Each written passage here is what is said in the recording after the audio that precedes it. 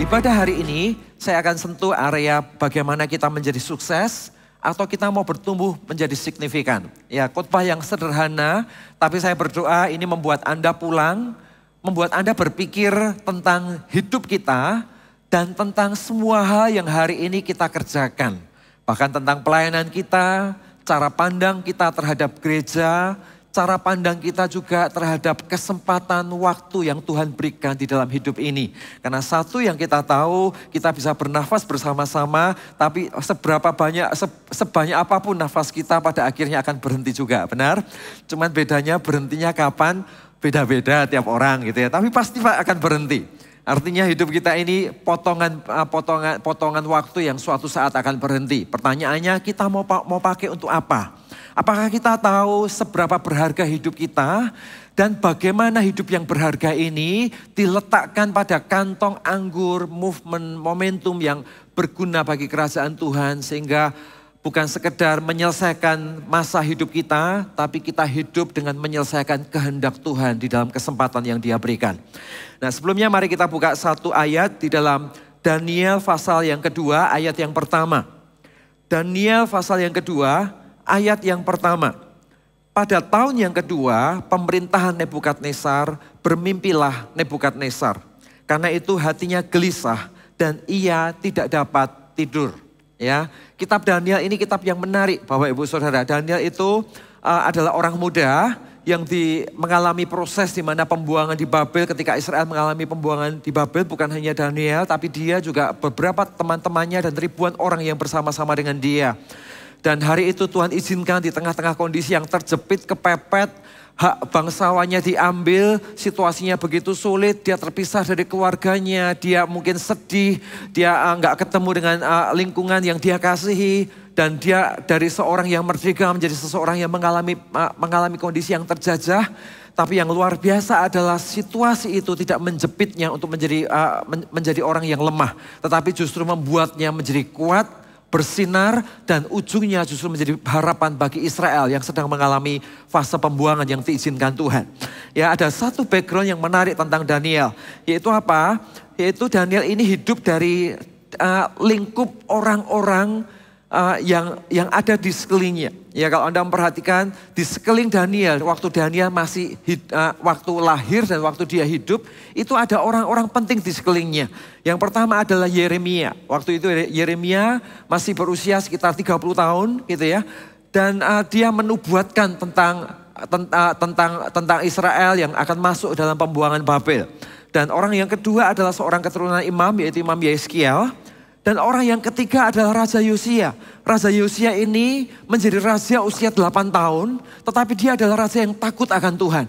Dia raja yang cinta Tuhan, dia takut akan Tuhan, dia melihat Israel melakukan penyembahan berhala, maka dia membongkar semua penyembahan berhala, mengubah kepercayaan Israel kepada berhala, dikembalikan kepada kepercayaan yang seharusnya, yaitu datang menyembah Tuhan.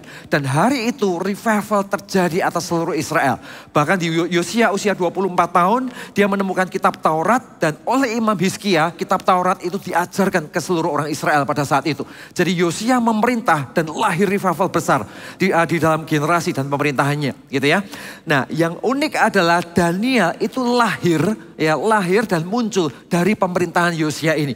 Jadi kalau Anda memperhatikan Daniel itu mungkin bisa jadi waktu dia kecil dia melihat bagaimana Yosia memimpin, bagaimana Yosia membangun sebuah revival, bagaimana Yosia memperkenalkan Kristus bagi Israel, dan nilai-nilai Kristus tumbuh dalam hidupnya, iman tumbuh dalam hidupnya, kehidupan yang takut akan Allah dibangun di sana, sehingga secara tidak sadar Daniel disiapkan untuk masa pembuangan Babel pada saat itu.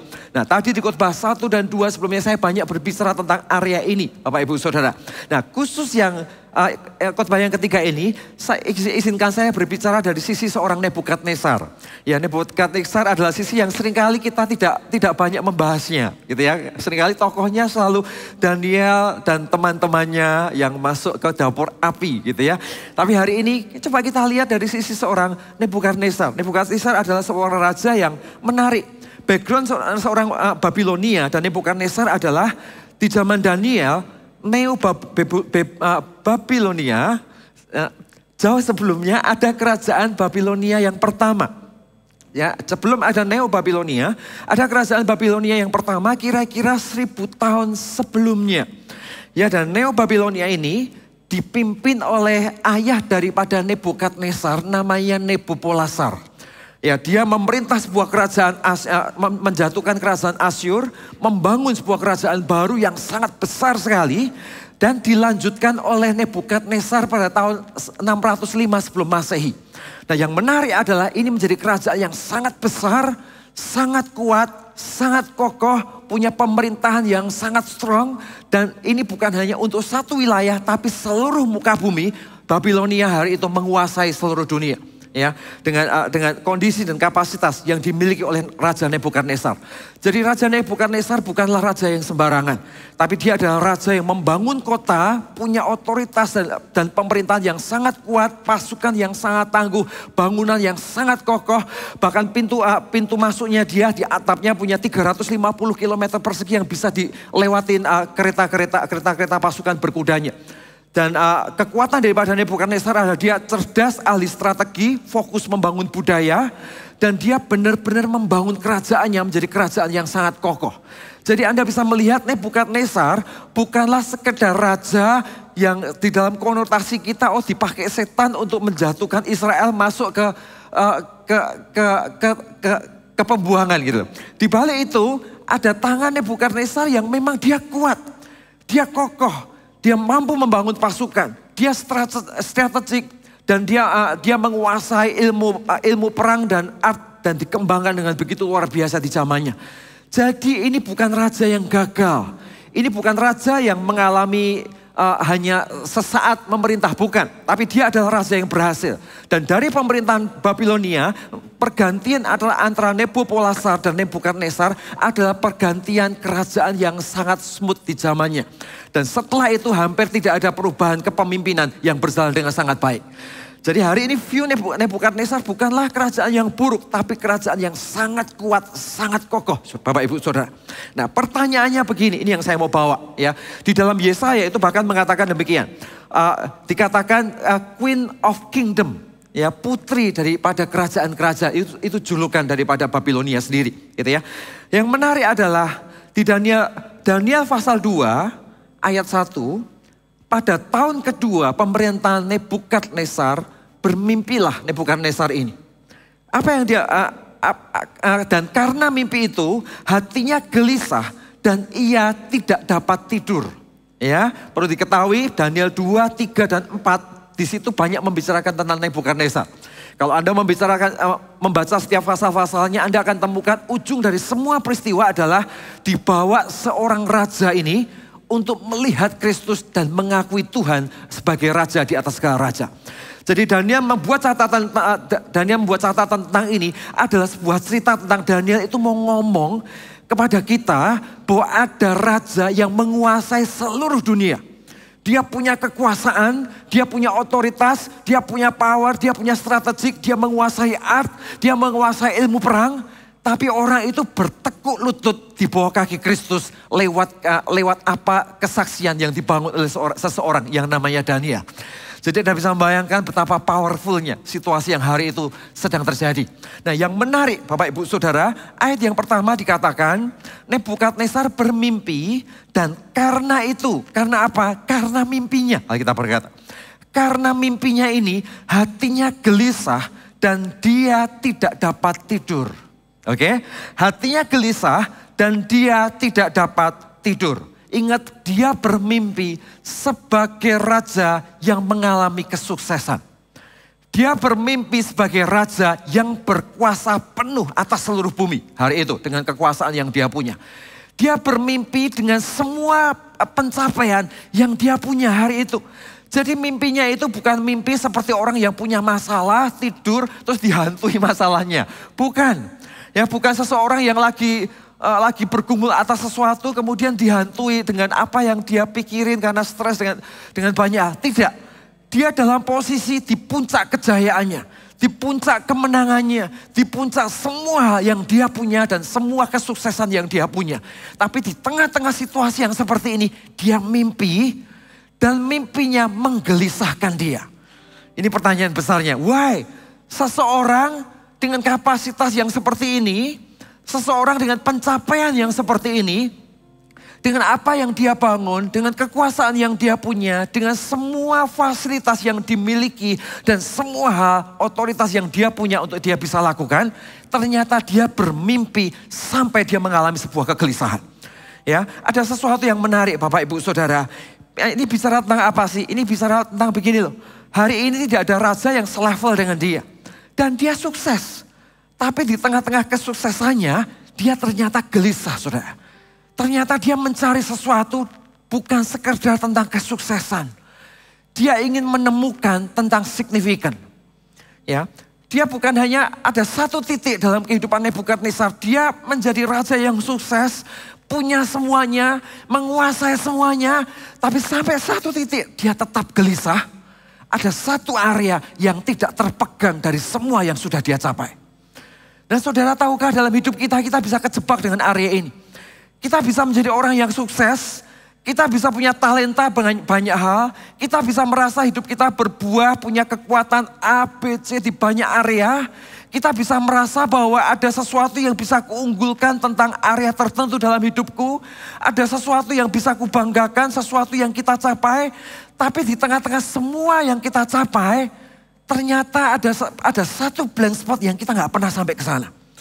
Sehingga orang-orang seperti ini adalah orang-orang yang kalau ngomong sukses, ya dia sukses. Tapi kesuksesannya itu tidak sampai di titik di mana dia menemukan titik signifikannya bersama dengan Tuhan. Jadi pertanyaannya adalah apa itu sukses? Ya sukses ini berbicara tentang macam-macam, tergantung ekspektasi orang. Gitu ya. Pada orang-orang tertentu dia akan berkata, oh sukses itu adalah pensiun muda, misalkan begitu. Ada beberapa orang yang lain akan berkata, oh sukses itu artinya bisa keliling dunia setiap 2 minggu sekali. Gitu ya, baru balik 2 hari sudah berangkat lagi kalau 2 minggu sekali gitu ya. Terus sukses itu apa? Sukses itu katakanlah kita mengalami financial freedom sebelum usia sekian, itu sukses. Menurut pandangannya dan cara berpikirnya gitu ya. Tapi yang jelas sukses itu berbicara tentang ending value dari hidup kita. Ya nilai akhir dari hidup kita ini akan dibawa kemana. Itu ngomong tentang sukses. Ya. Tetapi kalau kita berbicara tentang value itu bisa macam-macam. Kita bisa ngomong tentang kekayaan, knowledge, pengetahuan, pengaruh. Tapi setelah semuanya itu kita dapat, ternyata sesukses apapun hidup kita, ada satu blank spot yang kita tidak bisa dapatkan itu. Dan ruangan itu harus ditempuh. Kita tidak boleh hanya sekedar menjadi orang sukses. Tapi kita harus masuk menjadi signifikan. Sukses itu berbicara tentang semua hal pencapaian yang kita bisa lakukan. Tapi signifikan adalah titik di mana kita masuk lebih dalam dari itu. Bagaimana kita mencetak legasi kita di hadapan surga. Bagaimana kita mencetak legasi kita bukan hanya tentang diri kita sendiri. Tapi menemukan Tuhan dan menularkan bagaimana pekerjaan Kristus itu ada di dalam hidup kita. Ke hidup orang-orang yang ada di sekeliling kita. Kita bisa sukses tetapi apakah kita cukup punya hati, kita bisa menangis untuk signifikan. Kita bisa sukses tapi apakah kita cukup punya hati untuk bisa melihat dari kesuksesan kita. Kita ingin melihat orang-orang di sekeliling kita juga bertumbuh. Kita bisa sukses, tapi di balik kesuksesan kita, apakah kita punya hati untuk melihat bagaimana semua yang ku dapat, fasilitas yang ku punya, apa yang Tuhan percayakan dalam hidup ini, bisa masuk lebih dalam daripada itu. Masuk kepada pekerjaan Tuhan, rencana Tuhan, kehidupan yang berharga, kehidupan yang mengasihi Tuhan, kehidupan yang menyala-nyala. Yang ujungnya adalah bukan tentang kita, tapi tentang Tuhan dan tentang orang-orang yang Tuhan kasih untuk kita layani. Hari ini saya berdoa setiap kita semua, kita bisa melakukan semua hal dan kita pergi kepada kesuksesan. Tapi lebih daripada itu, marilah kita belajar untuk menjadi signifikan. Katakan amin. Dan hari itu yang terjadi pada Nebukadnezar adalah dia bermimpi melihat semua yang dia bangun, ya, di mana kerajaan-kerajaan setelah dia semuanya hancur oleh batu di tangan Tuhan. Kesuksesan yang dia miliki, ternyata mimpinya itu diartikan oleh Daniel, semuanya akan hancur oleh batu di tangan Tuhan. Dan itu terbukti bukan? Anda tahu cerita ini. Akhirnya terbukti kerajaannya dihancurkan, anaknya 3 menjabat semuanya, tidak ada yang lama, runtuh semuanya, kerajaannya terbelah-belah. Padahal dalam masa pemerintahannya, oh dia adalah seseorang yang punya semuanya, memimpin semuanya dengan semua pengaruh semuanya. Tapi at the end dia tidak temukan signifikan. Dia tidak temukan arti hidup dari semua yang sudah dia dapatkan. Hari ini kita sebagai orang percaya, kita tidak boleh hidup hanya beragama. Tapi kita harus menemukan untuk apa aku hidup hari ini. Why aku bekerja? Kenapa aku diberkati? Kenapa aku diizinkan Tuhan ada dalam ruang tertentu, kesempatan tertentu untuk melakukan sesuatu bersama dengan Dia. Kita hanya melakukan sebuah aktivitas pelayanan yang ujungnya adalah diri kita. Atau kita bertumbuh melakukan aktivitas pelayanan yang ujungnya adalah ingin melihat orang lain itu mengalami pertumbuhan. Kekristenan bukan tentang sebuah program gereja. Tetapi kekristenan adalah tentang bagaimana hati kita bertumbuh. Di mana awalnya senternya adalah diri kita yang ditolong oleh Tuhan. Berubah menjadi senternya adalah bagaimana kita menjadi bagian pekerjaan Kristus. Yang mengerti hatinya dan bertindak dari satu ketaatan kepada ketaatan. Yang Tuhan inginkan ada dalam hidup kita. Spirit inilah yang harus tumbuh di dalam kehidupan kita, Bapak Ibu Saudara. Nah, hari ini saya ingin mengajak kita semua untuk tumbuh di dalam area ini. Anda lihat seorang raja yang namanya Raja Yosia. Ya, Raja Yosia adalah raja yang memerintah di usia 8 tahun. Memang Raja Yosia pun juga NDN anak-anaknya tidak secemerlang yang diharapkan. Tapi dalam pemerintahan Raja Yosia muncul seorang muda yang bahkan tidak dicatat di Alkitab. Yang hari itu mungkin masih muda sekali. Tapi melihat bagaimana Yosia bergerak. Melihat bagaimana Yosia memutuskan ketaatan yang benar untuk Israel, demi masa depan Israel, demi Israel berbalik kepada Tuhan, demi Israel melayani Tuhan. Dia tidak fokus sekedar dengan tampuk kekuasaannya, tapi dengan kekuasaan yang dia punya, dia manfaatkan untuk bagaimana berdampak buat orang-orang yang ada di sekelilingnya. Ya, jadi Yosia memerintah dengan mudah, tetapi dia menemukan signifikan di dalam hidupnya. Nebukadnezar memerintah di masanya. Dia sukses di masanya. Tetapi in the end, dia tidak membangun legacy atas sesuatu yang dia bangun. Semuanya hancur, terpecah-pecah dan menjadi generasi yang berantakan hari itu. Nah, hari ini pertanyaannya adalah, hidup seperti apa yang kita bangun? Kekristenan seperti apa yang kita mau hidupi? Pertumbuhan seperti apa yang kita mau kejar? Ikut Tuhan dengan legalistik hanya tentang boleh atau tidak boleh? Atau ikut Tuhan untuk mengerti hatinya, keinginannya, dan kita sama-sama memperjuangkan apa yang ada di hati Tuhan untuk kita kerjakan bersama-sama. Jadi kita bukan hanya sekedar makhluk hidup, tapi kita adalah pribadi yang mengizinkan diri kita menjadi perpanjangan tangan Tuhan, dipakai di masa kita, di pekerjaan yang Tuhan percayakan dalam hidup kita. Hari ini saya ingin mengajak kita semua tumbuh dengan sengaja di area ini, Bapak Ibu Saudara. Sukses adalah tentang apa yang kita capai untuk diri kita sendiri. Tapi signifikan adalah tentang bagaimana kita berjalan, memenuhi kehendak Tuhan, dan menjadi berarti bagi hidup orang-orang yang ada di sekeliling kita. Sukses ada di mata kita sendiri. Tapi signifikan adalah pandangan legacy tentang kita dari kacamata orang-orang sekeliling kita yang meneguhkan pertumbuhan kita. Itu signifikan. Jadi kita bertumbuh, tentunya kita merasakan diri kita bertumbuh. Tapi juga gak boleh kita sendiri yang merasakan diri kita bertumbuh, tapi ternyata gak berdampak ke orang-orang di sekeliling kita. Jangan-jangan kita merasa bertumbuh, tapi sebenarnya Anda tidak kemana-mana. Sama seperti kita naik ke treadmill, wah sampai ngos-ngosan, keringatan habis-habisan, tapi ketika buka mata kok tetap ya gak pergi kemana-mana. Gitu ya, saya pikir gitu. Kalau kita memang sukses, kalau kita sukses fokusnya mungkin diri sendiri. Tapi kalau kita menjadi signifikan, fokusnya adalah bagaimana pandangan orang itu meneguhkan pertumbuhan kita. Nah, hari ini mari kita tumbuh di sana. Bukan hanya sukses untuk diri kita sendiri, tapi kita sengaja bertumbuh sampai di sekeliling kita itu merasakan dampak dari pertumbuhan kita. Kita menjadi seorang suami, kita bukan hanya menjadi suami Kristen, menjadi istri Kristen, menjadi anak Kristen semata-mata. Tetapi pastikan kita menjadi suami yang cinta Tuhan, ketika kita pulang, istri kita juga melihat, suamiku berubah.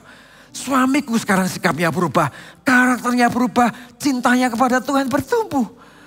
Jadi dia membangun hidupnya, tapi dia juga diteguhkan oleh orang-orang yang ada di sekelilingnya. Dan di titik inilah kita belajar untuk menjadi signifikan. Ya, sukses berbicara tentang motif yang ada di dalamnya adalah egois. Ya, sukses sulit untuk menemukan hidup yang berharga. Karena bagi dia segala sesuatu adalah tentang dirinya. Tapi signifikan motifnya adalah kasih, Bapak Ibu Saudara. Signifikan motifnya adalah kasih. Bagaimana dengan semua yang Tuhan percayakan, aku ini punya kesempatan untuk melihat orang lain tersenyum. Untuk melihat orang lain mengalami transformasi kehidupan. Untuk melihat orang lain diberkati. Untuk melihat orang lain ditambahkan hidupnya karena kehadiran kita ada di sana. Karena itu salah satu kekuatan daripada kitab Daniel. Satu fondasi yang Alkitab seringkali katakan adalah Daniel ini punya iman walaupun. Ya, suatu ketika dia akan masuk ke dapur api, Sadrak, Mesak, dan Abednego berkata, kalau Tuhan mau tolong kami, Tuhan akan tolong. Tapi walaupun Tuhan gak tolong kami tidak akan menyembah Allah yang lain. Itu iman walaupun. Iman walaupun inilah yang membuat Daniel bukan hanya sukses, tapi signifikan. Ya, iman walaupun inilah yang membuat satu tim ini bisa melihat kesempatan di tengah-tengah situasi yang menjepit dia. Kenapa? Karena dia lihat kalau Tuhan mau tolong, Tuhan tolong. Kalaupun tidak, ya gak apa-apa. Aku percaya situasi ini Tuhan izinkan untuk membentukku menjadi kuat, untuk melatihku menjadi kuat. Dan ujungnya adalah tetap kemenangan Tuhan akan berikan di dalam kehidupan orang-orang yang memilih untuk taat. Lawan daripada iman walaupun adalah iman hanya jika. Aku akan ikut Tuhan kalau Tuhan tolong aku. Aku akan melayani Tuhan nanti kalau sakitku yang ini sudah sembuh. Aku akan lakukan ini dan itu nanti kalau masalahku yang ini sudah selesai. Akhirnya sampai kapanpun saat kesempatan melayani, saat kesempatan mau ikut Tuhan, tak pernah ada kesempatan untuk kita akhirnya sungguh-sungguh masuk ke sana. Kenapa? Karena pada dasarnya bukan alasan yang harus kita selesaikan. Masalahnya adalah di otak kita ada frame yang sudah menetapkan satu standar untuk aku ikut Tuhan, maka listnya Tuhan untuk kita harus begini, dan begini. Akhirnya kita gak pernah ikut Tuhan. Karena terlalu banyak syarat tentang Tuhan dalam hidup kita. Ya, tetapi semakin kita melepaskan syarat itu, semakin kita mempercayai identitas kita dan mempercayai Tuhan di dalam hidup kita. Justru di sanalah semakin penyertaan Tuhan dinyatakan di dalam kehidupan kita. Tapi tadi di ibadah sebelumnya saya mengatakan, Tuhan itu menuntut kerelaan kita untuk menyerahkan segala-galanya. Tapi apakah dia meminta segala-galanya dari kita? Jawabannya tidak. Tetapi dia menginginkan kerelaan kita untuk Tuhan. Ya, untuk segala-galanya untuk Tuhan. Sudah ingat suatu ketika Tuhan ngomong kepada Abraham, Abraham berikan anakmu yang kau kasih itu dipersembahkan untuk aku. Singkat cerita, Abraham pagi-pagi benar langsung bawa semua peralatan, bawa anaknya juga naik ke sebuah bukit 3 hari lamanya perjalanan itu berjalan. Ya. Di dalam proses itu saya membayangkan mungkin bukitnya dijalani gak perlu 3 hari, mungkin pendek, mungkin 10 jam aja nyampe kalau lihat di petanya gitu ya. Tetapi kenapa kok 3 hari? Abraham naik ke atas, dia ragu-ragu, ini anak yang kukasih, ini segala-galanya yang kupunya. Mungkin hari itu dia ragu-ragu, dia mungkin bisa sempat turun sekian tapak turun ke bawah. Di tengah-tengah dia turun sekian tapak ke bawah, tiba-tiba dia ingat lagi tentang siapa Tuhan. Dan siapa dirinya sebagai anak-anak Tuhan. Hari itu dia naik lagi ke atas. Waktu naik lagi ke atas mungkin dia neteskan air mata. Dia nangis, Tuhan ini yang terbaik yang kupunya. Kenapa harus diambil? Kenapa harus diserahkan? Dia mungkin turun lagi ke sana. Sewaktu dia turun Tuhan ingatkan dia kembali. Enggak, kau harus bawa anakmu yang terbaik. Anakmu yang kau kasih itu untuk ke atas untuk jadi persembahan. Akhirnya Abraham naik lagi ke atas. Sehingga perjalanan yang mungkin ditempuh sekian jam harus 3 hari sampai ke ujung daripada bukit itu. Sampai di ujung bukit, Abraham mempersiapkan Ishak untuk menjadi korban bakaran. Dari surga langsung berkata, jangan lakukan itu. Dan surga berkata, jangan lakukan itu. Karena hari ini aku tahu siapa dirimu. Dan hari itu Tuhan bersumpah, Alkitab berkata, aku bersumpah, engkau akan memiliki keturunan yang sangat banyak jumlahnya. Hari itu Allah bersumpah kepada seorang pribadi namanya Abraham. Sudah tahu apa yang terjadi hari itu? Tuhan menginginkan kerelaan kita untuk memberikan segala-galanya. Tapi waktu Abraham sungguh-sungguh akan memberikan Ishak, apakah Tuhan ambil Ishak? Ternyata tidak. Yang Tuhan kejar dalam hidup ini adalah Dia mengejar kerelaan kita untuk memberikan segala-galanya buat Tuhan. Begitu kerelaan kita untuk memberikan segala-galanya buat Tuhan itu hidup, justru kita tidak akan pernah kehilangan apa-apa dari Tuhan. Ya, justru semakin kita menahan segala sesuatunya, justru kita iblis akan grogoti segala sesuatu. Iman kita, kepercayaan kita, sikap hati kita, respon kita akan dihajar sana sini. Karena kita nggak punya benteng. Kan di sana ada kondisi respon hati kita yang salah dengan banyak situasi. Tetapi semakin kita berkata, Tuhan aku akan ikut Tuhan dan aku rela ambil posisi di tempat manapun Tuhan tempatkan hidupku. Saudara, justru di tempat-tempat seperti itulah kita nggak pernah kehilangan segala-galanya. Mungkin ada waktunya Anda menabur dengan air mata. Mungkin ada waktunya kita berjalan pun gak bisa, harus merangkak demi sebuah tujuan Allah dan demi kebenaran yang kau pilih atas keputusan yang kita ambil. Tetapi ujungnya di dunia ini tak ada satu orang pun orang yang menabur ketaatan yang hidupnya akan dirugikan. Semua yang hidup dalam ketaatan ujungnya pasti sukacita dan akan menuai dengan berkas-berkasnya. Katakan amin. Dan itu cara Tuhan dalam hidup kita. Kasih tepuk tangan Tuhan kita.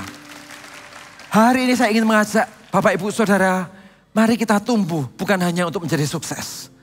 Tapi pergilah ke signifikan. Hidupmu itu berharga. Setiap kali kita merayakan ulang tahun, selamat ulang tahun, selamat ulang tahun, dan tahun baru gitu ya. Setiap kali kita merayakan ulang tahun, tahukah satu sisi kita bersuka cita, tapi satu sisi 1 tahun waktu kita berlalu. 1 tahun kesempatan itu lewat. 1 tahun masa signifikan itu berkurang dalam hidup kita. Pertanyaannya adalah kita mau pakai masa itu hari ini atau kita terus beralasan dan menunggu memberikan yang terbaik dengan berbagai macam standar yang harus kita bangun lebih dahulu bersama dengan Tuhan. Hari ini saya ingin mengajak kita semua, ayo Bapak Ibu Saudara, kesempatan ada di tangan kita. Memberi yang terbaik. Membangun kerelaan kita bersama dengan Tuhan. Menyediakan waktu. Melayani dengan fokus orang lain sebagai objek bukan diri kita. Ya, mengasihi Tuhan. Bertumbuh bukan hanya karena program. Tapi sengaja membangun pertumbuhan secara pribadi dalam hidup kita. Adalah pilihan-pilihan yang kita bisa lakukan bukan nanti. Tapi hari ini sebagai pilihan dan keputusanmu bersama dengan Tuhan. Hari ini masuklah ke signifikan. Anda dipanggil bukan hanya untuk sukses. Tapi kita dipanggil untuk signifikan. Mereka yang signifikan pasti akan menemukan kesuksesannya bersama dengan Tuhan. Katakan amin. Pertanyaannya adalah bagaimana kita pindah dari sukses ke signifikan. Ya, bagaimana kita berpindah dari sukses ke signifikan.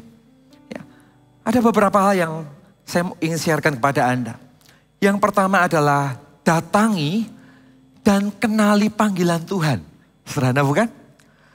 Coba datangi dan kenali identitas spesifik kita di hadapan Tuhan. Kita ini identitas kita anak Allah, saya percaya.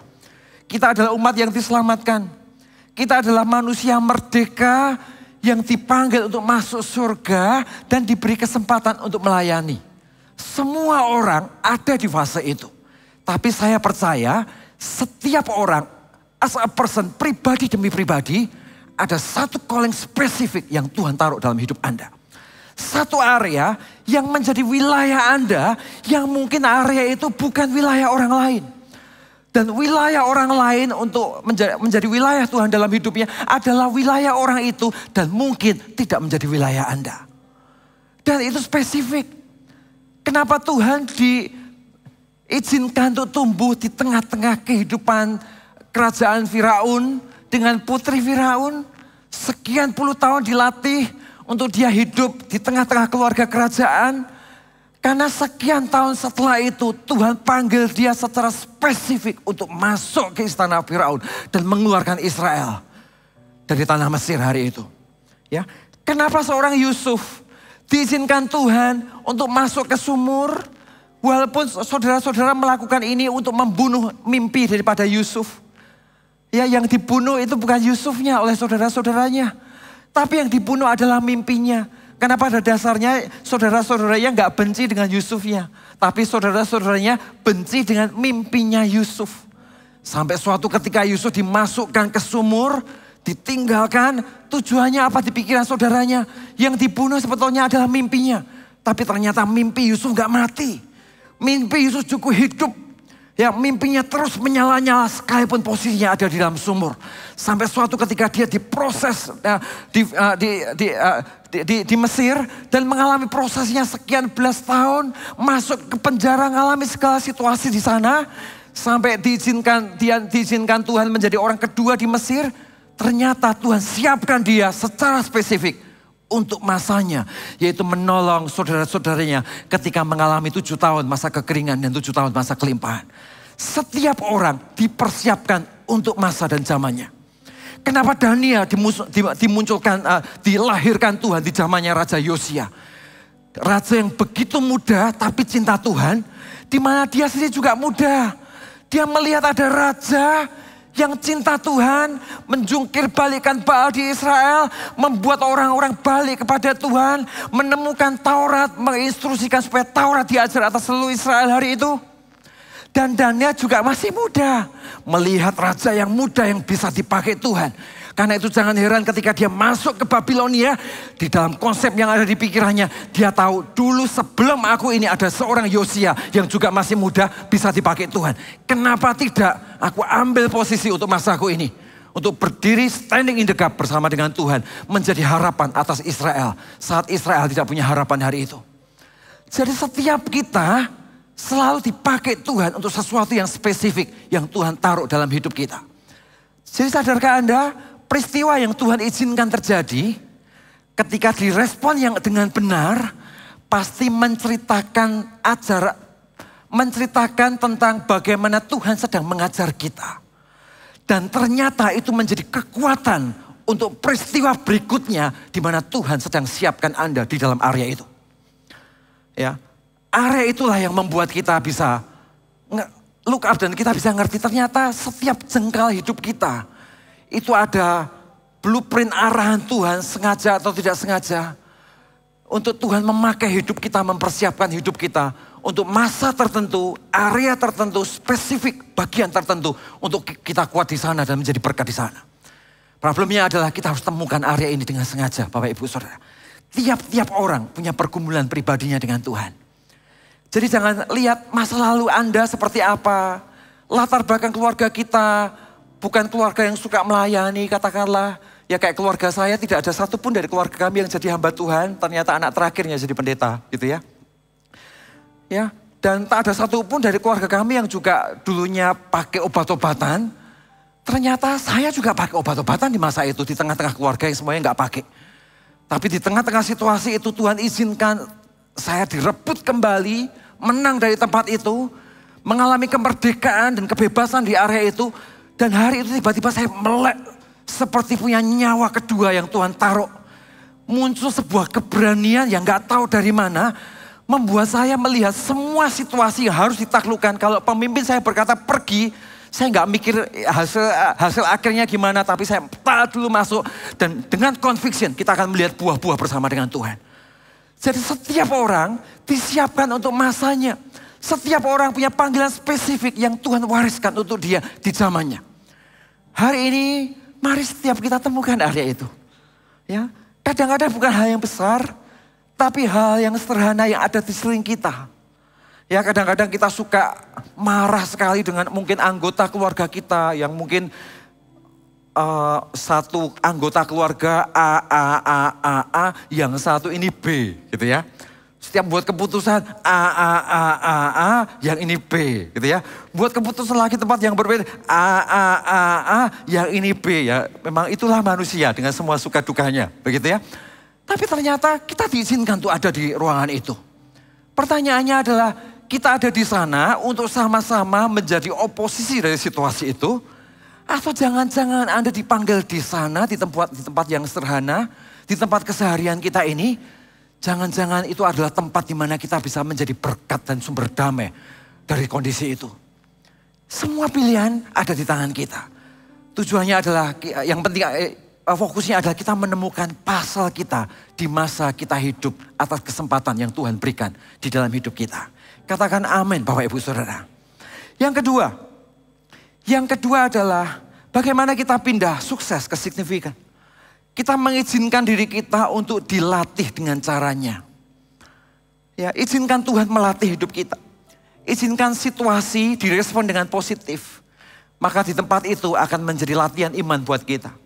Situasi yang direspon dengan negatif, ujungnya pasti pahit, kecewa, marah dengan situasi, marah dengan orang, marah dengan barang mungkin. Gitu ya. Tapi situasi direspon dengan positif, dengan cara pandang iman, maka ujungnya adalah pembelajaran. Ujungnya adalah kapasitas untuk memperluas hidup kita. Ujungnya melatih hidup kita untuk menjadi kuat menghadapi banyak keadaan. Nah hari ini izinkan kita menyediakan diri kita untuk dilatih dengan caranya. Anda tahu seorang Mike Tyson ketika muda, ya kita nggak ngomong Mike Tyson yang sekarang gitu ya.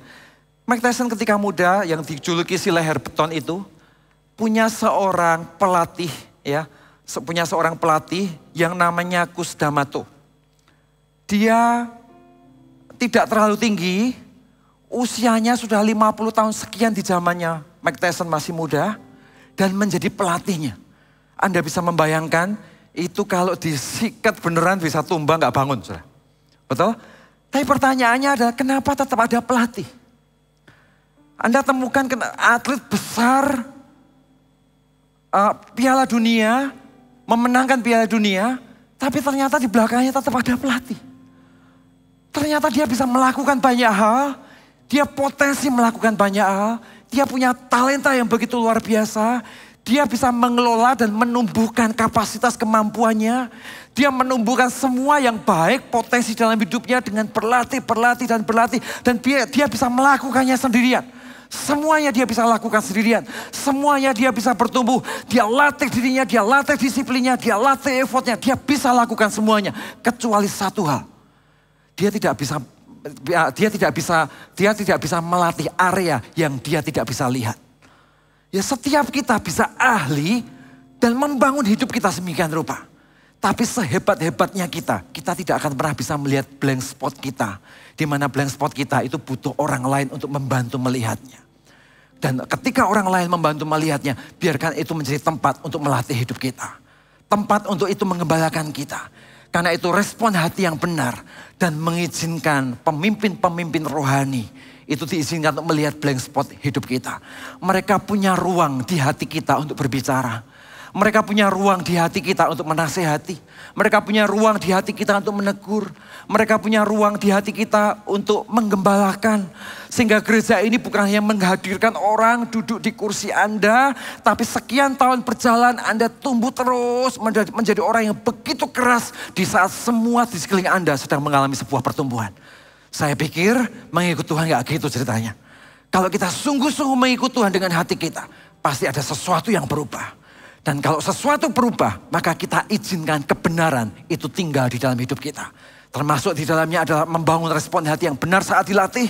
Dan mengizinkan seorang pemimpin rohani mengoreksi, menegur, menggembalakan.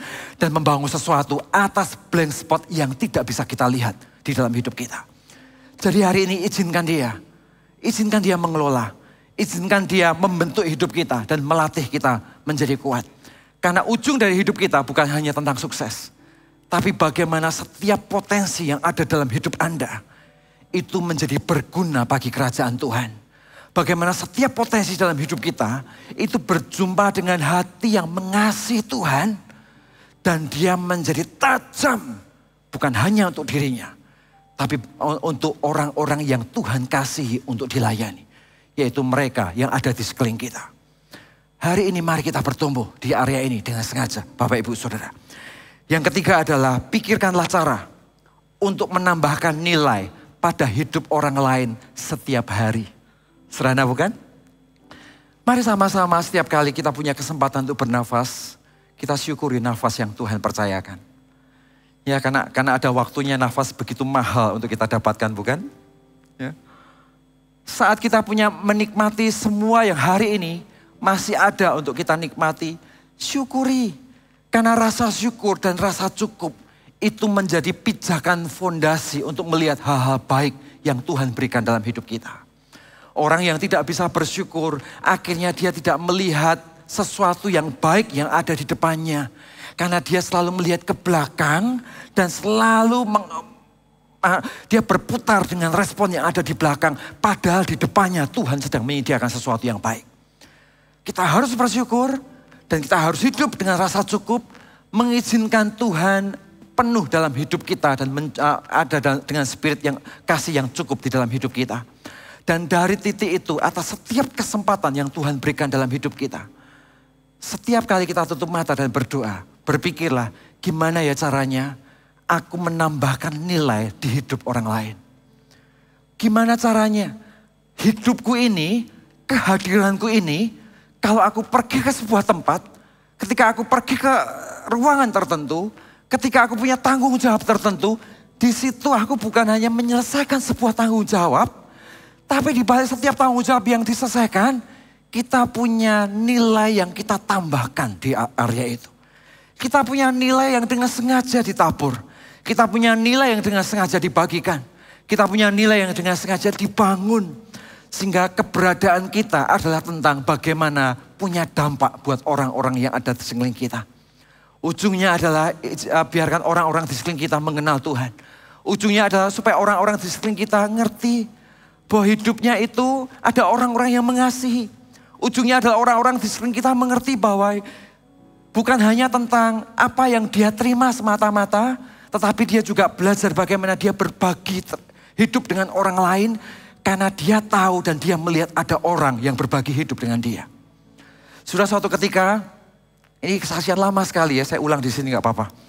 Suatu ketika saya awal-awal bertobat, saya masih jatuh bangun Bapak Ibu Saudara. Bertobat sekali, tapi sampai satu masa saya merasa kok susah banget ya. Saya kumpul dengan orang yang baik, kok rasanya mereka gak percaya. Saya mau kumpul orang yang sama-sama pakai sabu, rasanya hati saya sudah gak di situ, gitu ya. Jadi bingung Saudara. Kok ke kiri juga gak diterima, ke sana kok saya juga rasa gak enak. Sehingga hari itu saya ngalami kondisi yang cukup gak nyaman, frustasi dengan banyak, kok ternyata begini, kok susah. Kok mau jadi lebih baik susah, gitu ya.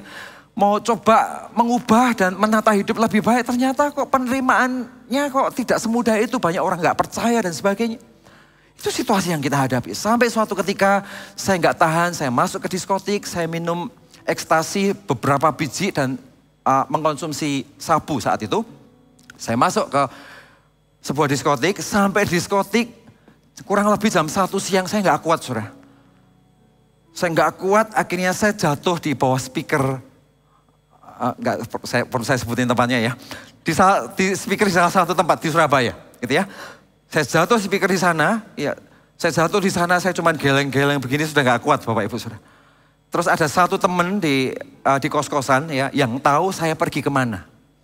Ya akhirnya orang ini, dan dia adalah anggota CG sebetulnya, gitu ya. Orang ini dan beberapa orang, dia datang ke ke diskotik ini, dia cari-cari saya nggak ketemu, akhirnya dia beli tiket masuk Saudara. Dia beli tiket masuk keliling diskotik, nemu saya di bawah speaker Saudara. Bapak Ibu Saudara, nemu saya di bawah speaker, diangkat di bawah speaker itu, diangkat, dibawa keluar, langsung saya dibawa ke air kaset, disuntik macam-macam pokoknya supaya dimuntahin. Dimuntahin semuanya. Singkat cerita pagi hari saya dibawa pulang ke rumah, ke kos-kosan. Sampai di kos-kosan antara sadar gak sadar saya masih geleng-geleng terus begini. Geleng terus ada satu orang pegang gitar gitu ya. Saya masih antara ya dengar tapi ya masih kondisi on gitu ya. Sampai agak lebih pagi saya mulai lebih paham situasi yang ada di sekeliling saya. Anda tahu ada seorang pria yang pegang gitar. Dia nyanyi satu lagu. Ku mau cinta Yesus selamanya. Ku mau cinta Yesus selamanya. Sambil pegang lutut saya gini, saudara. Dia nangis. Saya tahu, saya lihat itu ya. Saya tuh langsung jelep gitu di hati ini. Ternyata gini ya orang Kristen itu. Kok ada ya orang yang nemeni saya dari dini hari sampai pagi. Nggak tidur, tumpang tangan di kaki saya. Pegang gitar, nyanyiin tumpangin tangan. Sudah tahu hari itu hati saya berubah. Saya tuh mikir kalau ada orang yang memperjuangkan saya sampai begini. Kenapa sih kok aku nggak mau berjuang? Gitu loh. Sudah hari itu saya berubah.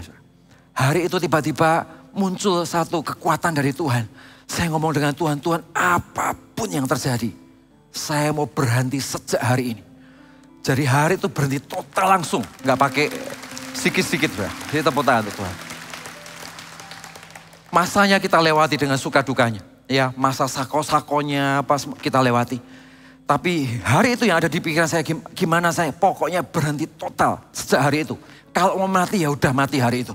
Tapi kalau mau hidup ya kita pasti bisa hidup. Jalani semuanya. Karena saya ngelihat ada satu orang yang gitarin dan pegang kaki saya. Sudah tahu, orang ini seorang pemuda yang datang ke kos-kosan. Dia bukan hanya sekedar sukses, tapi dia mengejar signifikan. Bagaimana hidupnya berguna di saat kesempatan Tuhan berikan dalam hidupnya. Sudah tahu sesuatu ya?